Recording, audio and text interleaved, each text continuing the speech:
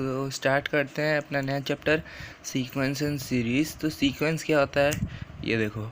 Sequence क्या है, collection of number with identified first term, second term and third term and so soon, यानी कि collection of number of terms. ठीक है, इसका एग्जांपल ले लेते हैं।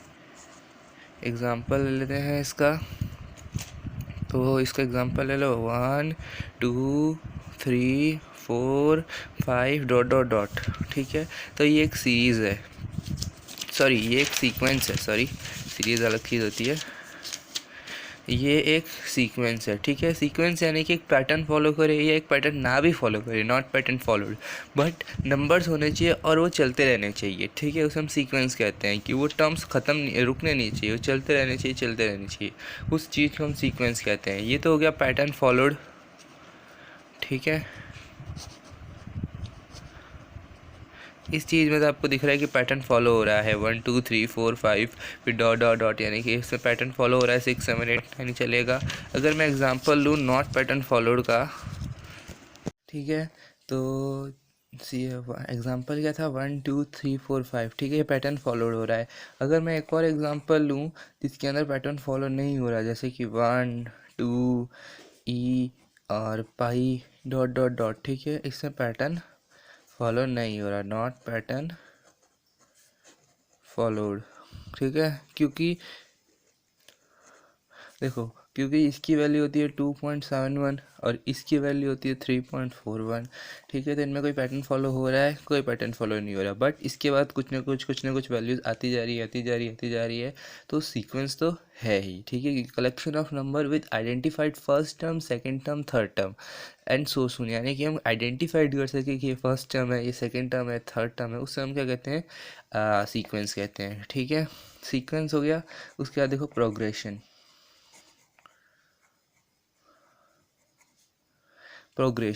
ठीक है, प्रोग्रेशन क्या होता है, तो sequence in which a pattern is followed between the terms, इसे कहते हैं। ठीक है, इसके अंदर बस आप ये कह सकते हो कि जो सीक्वेंस होता है ना, वही प्रोग्रेशन होता है, बस इसमें से पैटर्न फॉलोड वाली चीज़ आती है। इसमें से पैटर्न फॉलोड वाली चीज़ें आती हैं। ठीक है, तो प्रोग्रेशन क्या हो गया, जिसके अंदर जो जितने भी सीक्वेंस होते हैं ना, वो सारे प्रोग्रेशन में आते हैं, बट सिर्फ पैटर्न फॉलोड वाले। अगर कोई सीक्वेंस नॉट पैटर्न फॉलोड वाला है तो प्रोग्रेशन नहीं कहलाएगा। ठीक है, जितने भी सीक्वेंस पैटर्न फॉलोड करने वाले होते हैं ना, एग्जांपल्स जितने भी होते हैं वो सब प्रोग्रेशन होते हैं। जैसे कि एग्जांपल लूँ मैं 2 4 8 16 25 सो सून। ठीक है, तो ये सब क्या है, एक प्रोग्रेशन है, ये सब एक प्रोग्रेशन है। ये सब एक प्रोग्रेशन है। क्यों, क्योंकि ये सब एक दूसरे के बाद देखो, ये सब मल्टीपल होते जा रहे हैं। नहीं, सॉरी यहाँ पे 32 आएगा। हाँ, मैं सोचूँ गलत क्यों हो रहा है, 32 आएगा। एग्जांपल है 2 4 8 16 32, ये सब प्रोग्रेशन है। यस, क्यों, क्योंकि इसके देखो 2 के बाद मल्टीपल ऑफ 2 है, ये भी फिर मल्टीपल ऑफ 2 है, फिर ये भी मल्टीपल ऑफ 2 है, ये भी एक मल्टीपल ऑफ 2 है। तो एक पैटर्न फॉलो हो रहा है ना कि 32 के बाद क्या आएगा, 32 इंटू 2 64। ठीक है, इसके बाद क्या आएगा, इसको मल्टीप्लाई बाय 2 कर दो, वो आ जाएगा। ठीक है, तो ये एक पैटर्न फॉलो हो रहा है। इसके बाद 256। ठीक है, तो ऐसे एक पैटर्न फॉलो हो रहा है, तो ये पैटर्न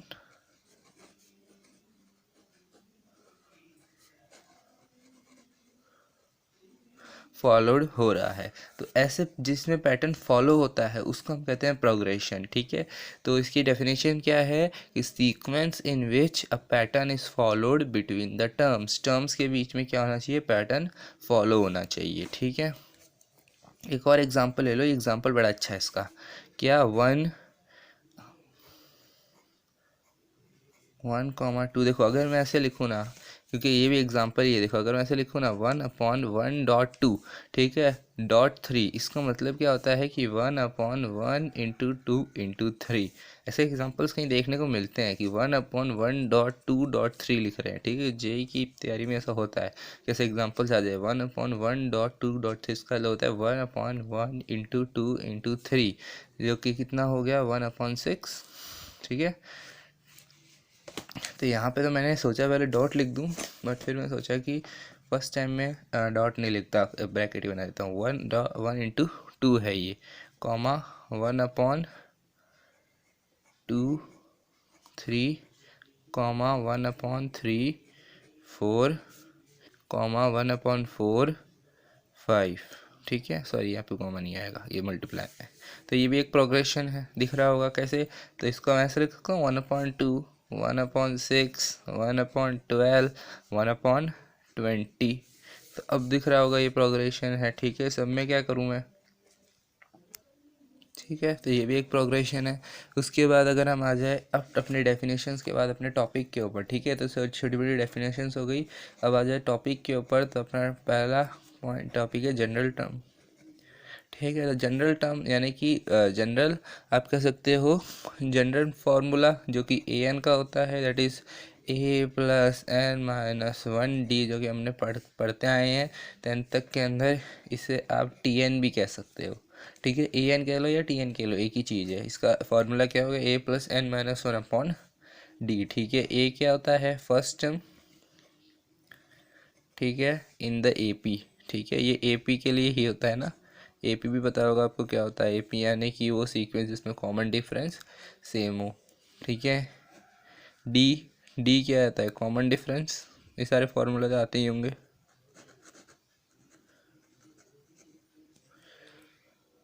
ठीक है, अगर मैं बोलूँ a n is equals to a+n-1/d होता है, तो इसमें n क्या है, इसमें n नंबर ऑफ़ टर्म्स होती है कि जितना नंबर ऑफ़ टर्म जो भी मैं टर्म रखूँगा तो उसकी मुझे पोजीशन मिल जाएगी। जैसे मैं बोलूँ 1 3 5 7 एग्जांपल ले रहा हूँ। ठीक है, तो ये भी एक एपी है। इसमें कॉमन डिफरेंस कितने का है, देख सकते हो, +2 का कॉमन डिफरेंस है। ठीक है, तो ये एक एग्जांपल है 1 3 5 7, इसमें डॉट डॉट डॉट। ठीक है, तो ये किसका एग्जांपल है, एपी का। तो इसमें कॉमन डिफरेंस किसका है, +2 का। फर्स्ट टर्म क्या है, 1। ठीक है, मुझे टर्म कौन सी निकालनी, पहले ये बता दूँ, मुझे फिफ्थ टर्म निकालनी। फोर्थ तक तो दे रखी, फिफ्थ टर्म निकालनी, यानी कि ए फिफ्थ मुझे निकालनी है। फर्स्ट टर्म क्या है, 1 + n-1 5 n-1, यानी कि 5 - 1, क्योंकि फिफ्थ टर्म निकालनी है। डी कितना दे रखा है, +2। अगर -2 होता ना कि नेगेटिव जा रही है फिर टर्म, तो -2 ही लेता मैं। अभी दे रखा है +2, +2 करता हूँ, +2 करता हूँ, +2 करता हूँ, तो वैल्यूज बढ़ती जा रही है, तो 2 आएगा यहाँ पे, +2। ठीक है, 1 प्लस ये हो गया 4 × 2, जो कि हो गया 1 + 8, जो कि हो गया 9th, यानी कि मेरी जो फिफ्थ टर्म होगी वो 9th वन होगी, मतलब 9th वैल्यू होगी। यानी ये तो होती है वैल्यू जो कि इसके बाद होगी, और इस वैल्यू की पोजीशन क्या होगी, वो होता है ये n number of term, sorry ये n नंबर ऑफ टर्म। तो हमने यहाँ तक कर लिया। ये 9 नंबर आपकी वैल्यू होगी, और इस 9 नंबर का जो टर्म होगा वो कौन सा होगा, फिफ्थ टर्म होगा। क्लियर इतनी चीज़ें। तो अब एक सिस्टमेटिक वे से मैं बताता हूँ आपको कि ये तो एग्जांपल दे रहा था बस, ये एपी क्या एपी की चीज़ें। ठीक है, अब देखो हम करते हैं टाइप्स ऑफ प्रोग्रेशंस। ठीक है, टाइप्स ऑफ प्रोग्रेशन। तो टाइप्स ऑफ प्रोग्रेशन कितने टाइप्स के होते हैं, तो ये भी होते हैं 4 या 5 टाइप के। पहला होता है आपका एपी, जो आपको पता है, अर्थमेटिक प्रोग्रेशन। ठीक है, दूसरा जीपी, ये भी आपने कहीं ना कहीं सुना ही होगा। ठीक है, 10th तक तो एपी करते आए हैं हम। ठीक है, 10th तक तो एपी करते आए हैं, तो ये तो आपने सुना ही होगा। ठीक है, और जिसको नहीं पता वो देख ले। एपी यानी अर्थमेटिक प्रोग्रेशन, जीपी यानी जियोमेट्रिक प्रोग्रेशन, जियोमेट्रिक प्रोग्रेशन, और थर्ड है आपका एचपी। एचपी यानी हार्मोनिक प्रोग्रेशन, हार्मोनिक प्रोग्रेशन। ठीक है, और फोर्थ है आपका इधर नहीं, ए जी पी। इसका मतलब क्या होता है, अरिथोमेटिको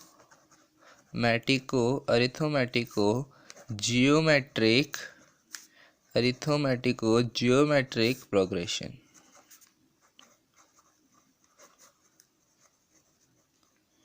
ठीक है, अरिथोमेटिको जियोमेट्रिक प्रोग्रेशन। और एक लास्ट है आपका, दैट इज होता है आपका एमपी। एमपी कुछ नहीं, मिसलेनियस प्रॉब्लम होती है वो,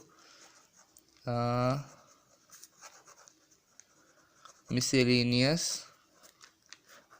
प्रोग्रेशन, सॉरी प्रॉब्लम नहीं, प्रोग्रेशन।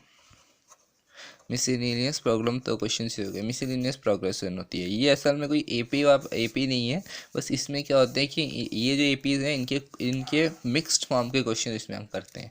तो ये और कुछ नहीं, इसकी मिसलिनियस प्रोग्रेशन अलग टाइप का प्रोग्रेशन नहीं है, बस इसमें कुछ फार्मूले मिल जाते हैं जो कि ईजी कर देते हैं क्वेश्चन को करने के लिए। इसके मिक्स टाइप के क्वेश्चन ही इसमें मिलते हैं और कुछ नहीं।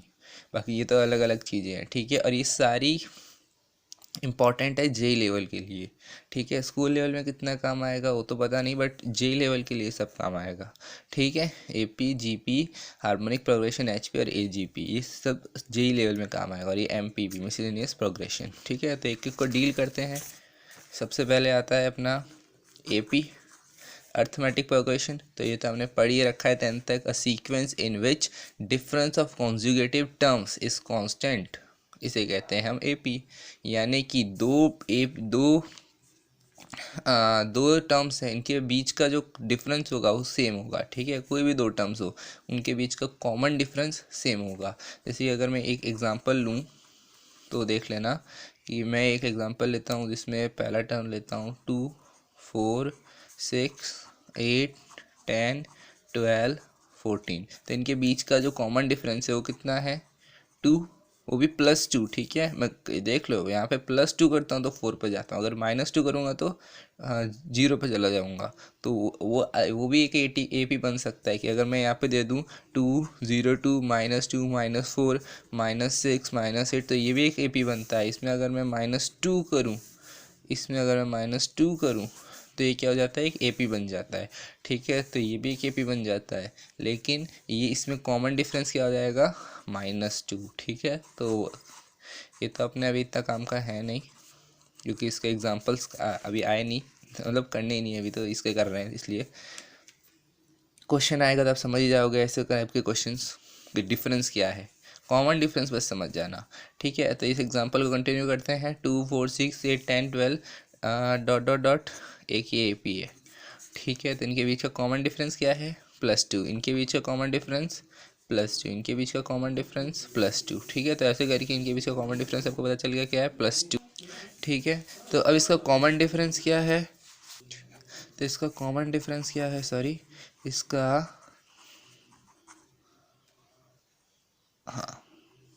इसका कॉमन डिफरेंस क्या है? देखो, असली में तो इस चैप्टर के अंदर मोर ओवर क्वेश्चंस करो, ठीक है। सबसे ज़्यादा सीक्वेंस एंड सीरीज में क्वेश्चंस लगाना इंपॉर्टेंट होता है, ठीक है। और फॉर्मूला अच्छे से आने चाहिए तभी क्वेश्चन लगेंगे। कॉमन डिफरेंस क्या होगा इसका? डी क्या होगा इसका? ये होगा +2, ठीक है। अब आपको एक जनरल टर्म बता देता हूँ, ये एग्जाम्पल नहीं है, एपी की जनरल टर्म ही बता रहा हूँ। A1, A2, A3, A3, A4 ... ये एक एपी है, ठीक है। मान लो ये एक एपी है, A1, A2, A3, A4 ... ये एक एपी है, ठीक है। ये तो एग्जांपल दे रहा था, ये पूरी आपको जनरल टर्म ही बता रहा हूँ मैं, एपी की एग्जांपल नहीं ले रहा। A1, A2, A3, A4 एक एपी है, ठीक है। तो इसका कॉमन डिफरेंस क्या होगा?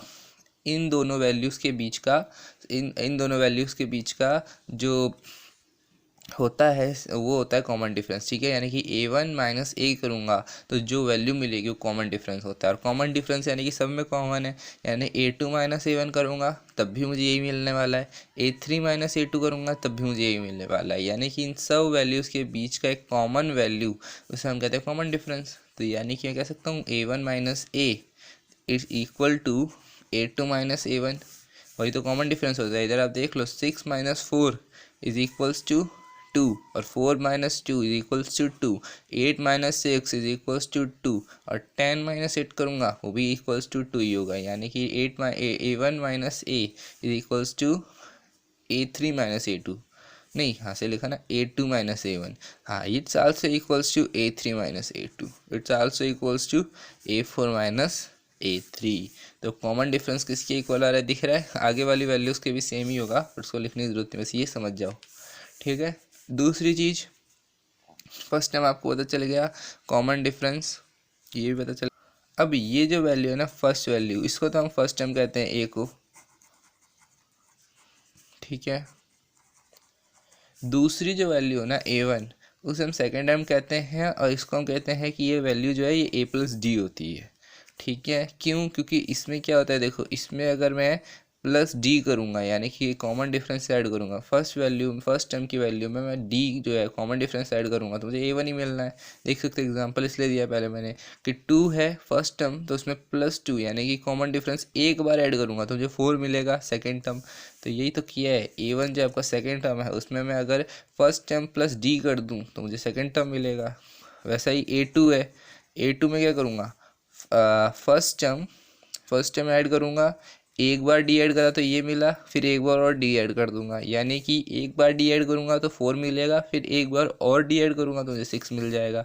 यानी कि A+2D, दो बार डी ऐड करा ना यार, एक बार और दो बार, यानी कि थर्ड टर्म मुझे कैसे मिलेगा, तो थर्ड टर्म मुझे कैसे मिलेगा, A+2D, यानी कि फर्स्ट टर्म को दो बार डी से मैं क्या कर दूंगा, ऐड कर दूंगा तो मिल जाएगा। और थर्ड टर्म तो एक बार डी ऐड किया तो ये मिला, दूसरी बार डी ऐड करा तो ये मिला, तीसरी बार अगर मैं डी ऐड करूँगा तो मुझे क्या मिलेगा,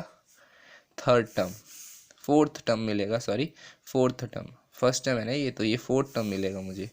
तो अगर मुझे फोर्थ टर्म चाहिए तो मैं क्या करूँगा, A+3D। तो सेम वे अगर मुझे फिफ्थ टर्म चाहिए तो मैं क्या करूँगा, A4 मुझे चाहिए तो A+4D। ठीक है, और सोर्स ये चलता ही जाता है।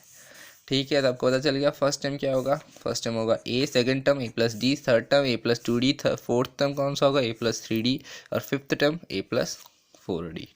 Clear clear. तो इसके ऊपर एक क्वेश्चन करते हैं, क्योंकि क्वेश्चन ही इंपॉर्टेंट होते हैं इन चीज़ों में। सीक्वेंस सीरीज ले लो या पूरी मैथ्स ही बोल लो, क्वेश्चन ही इंपॉर्टेंट होते हैं। सबसे पहले एक इजी लेते हैं, क्या कि if ninth term of an AP, लिख देता हूँ, if term of an AP is 0, then find the ratio of 29th and 19th term. ठीक है, पहले सॉल्व करो खुद पॉज करके। तो ठीक है, कर लिया होगा, तब मैं करता हूँ। तो देखो क्या कह रहा है question, if ninth term of an AP is 0, तो नाइन्थ टर्म है यानी कि ये होगा नाइन्थ टर्म का मतलब A+8D।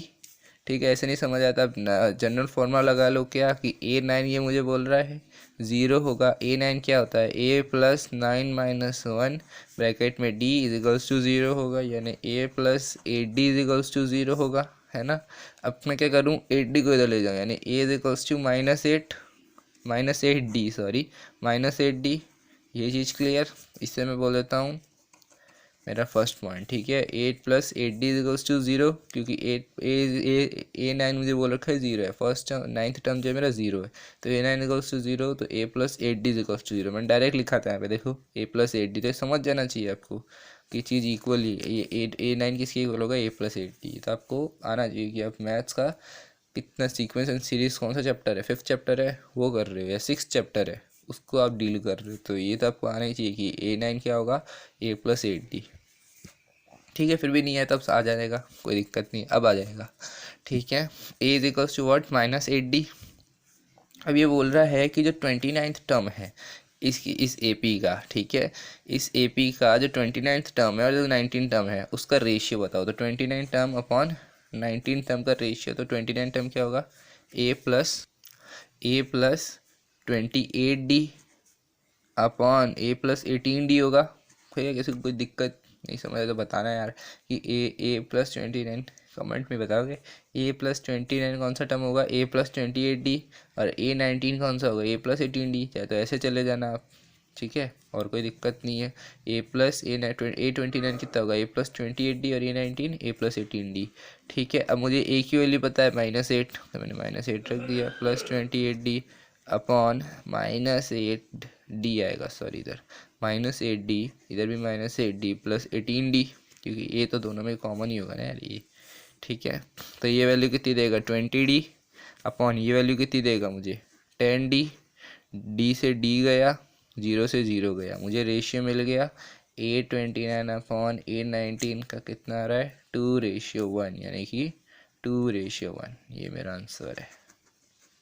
क्लियर बहुत इजी क्वेश्चन था और सही क्वेश्चन था, इजी नहीं था तो सही था, ऐसे क्वेश्चन आते ही आते हैं। A/29/A/19 का रेशियो मिल गया 2/1 एंड 2:1।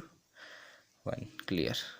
ठीक है, तो अभी मैंने क्वेश्चन लिखा, पहले लिखा था पर यार काटना पड़ गया क्योंकि फिर वो इधर मैं लिखता फाइंड mth टर्म तो घुस जाता क्वेश्चन ही। ठीक है, इसके लिए मैंने यहाँ पे फिर से लिखा if mth term of an AP is 1/n and nth term of an AP is 1/m then find mth term. ठीक है, 3 सेकंड देता हूँ, सॉल्व करो, यानी कि पॉज करके सॉल्व करो। ठीक है, तो सॉल्व कर लिया होगा, पॉज करके बोला है तो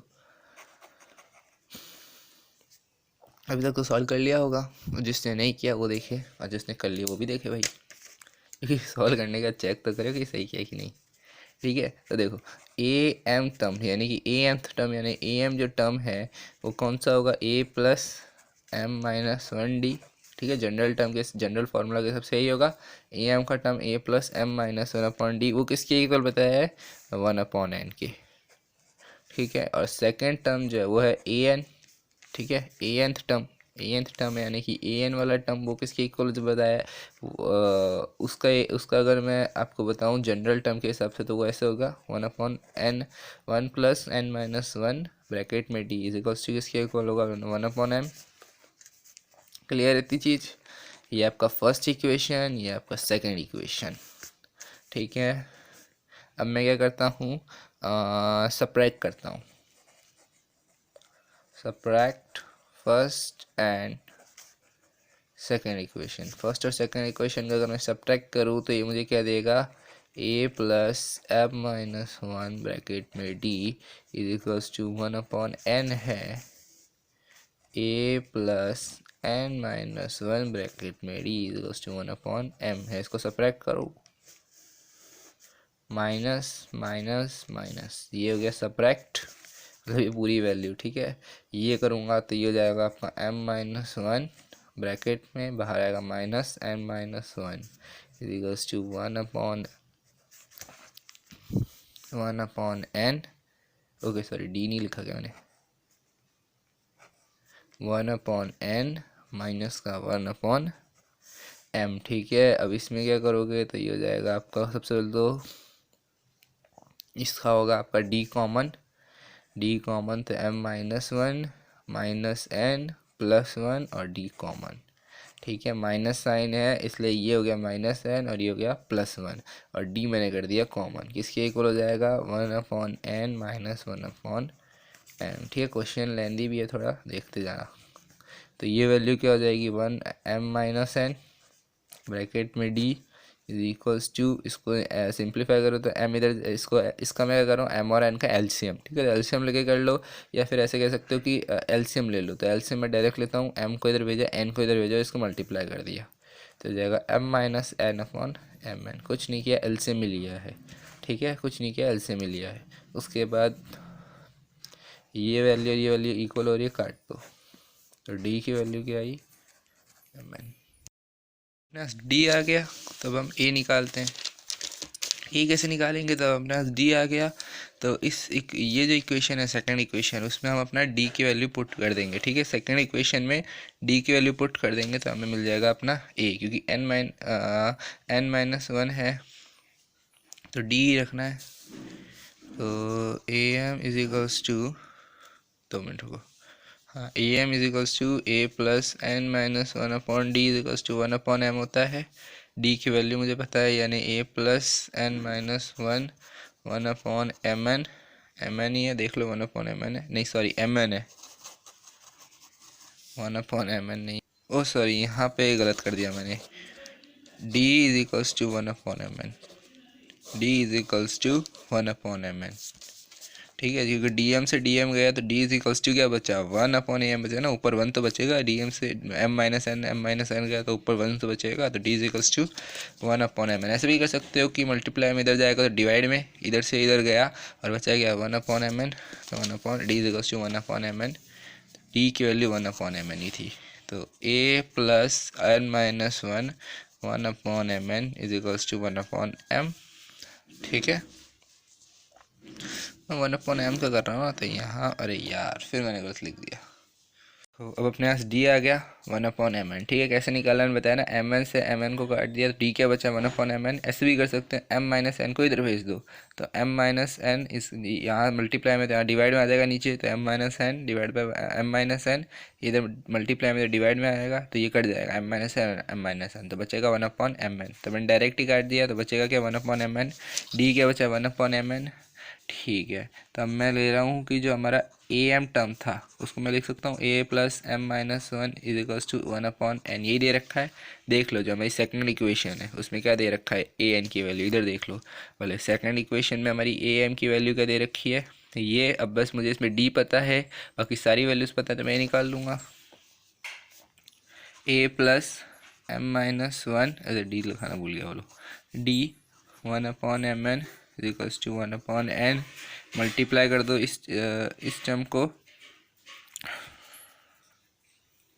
ठीक है, तब अंदर की वैल्यू से मल्टीप्लाई कर दो इस टर्म को तो ये हो जाएगा आपका, देखो m है डॉट मल्टीप्लाई कर रहा हूँ एम एन को minus 1 into minus 1 into m n, तो 1/mn ही रहेगा।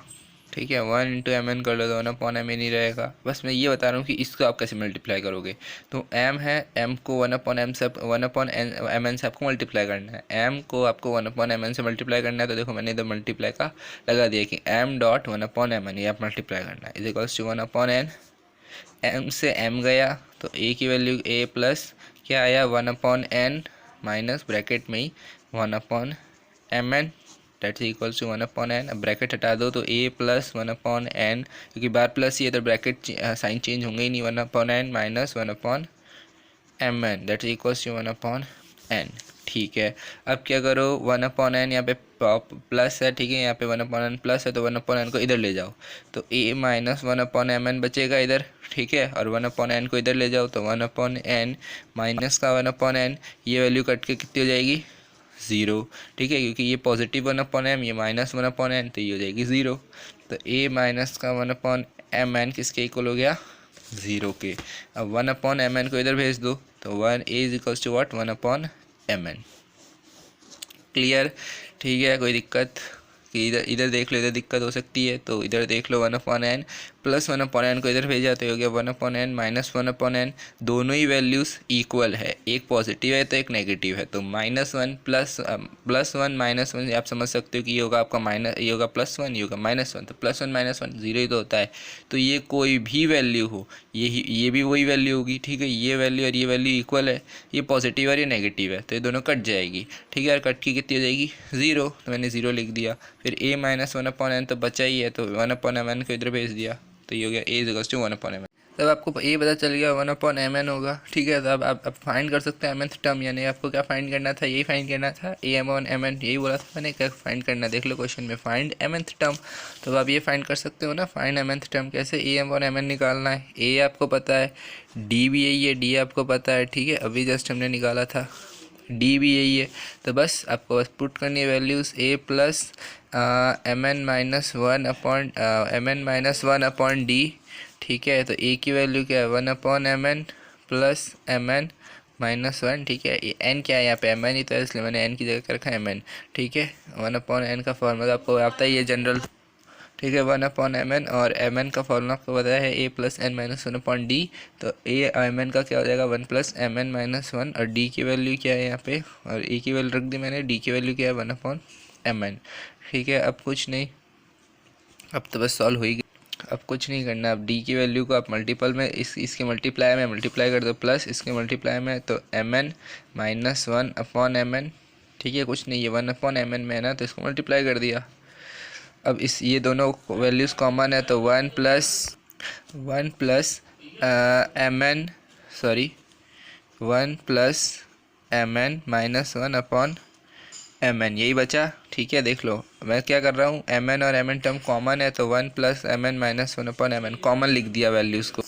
ये समझ आया कैसे किया 1/mn plus mn minus 1/mn values को, ये नीचे का डिनोमिनेटर कॉमन था तो कॉमन लिख दिया, और ऊपर की वैल्यूज़ ऐड में तो मैंने ऐड में लिख दी। ठीक है, 1 प्लस mn माइनस 1/mn। अब इस वैल्यू को जस्ट मैं पीछे ही लिख रहा हूँ, amn is equals to 1 plus mn minus 1/mn m n, ये +1 और ये -1, तो ये तो हो जाएगा 0, बचेगा क्या ऊपर m n upon m n, ठीक है। 1 प्लस 1 एम एन -1, तो ये +1 एम और -1 तो हो जाएगा 0, +1 - और बचा क्या m n upon m n से एम एन कट गया, तो ए एम एन की वैल्यू क्या आई 1, ठीक है। ए एम एन की वैल्यू क्या आ गई यहाँ से आपकी 1, तो ये आपका आंसर है। क्लियर, ठीक है, थैंक यू।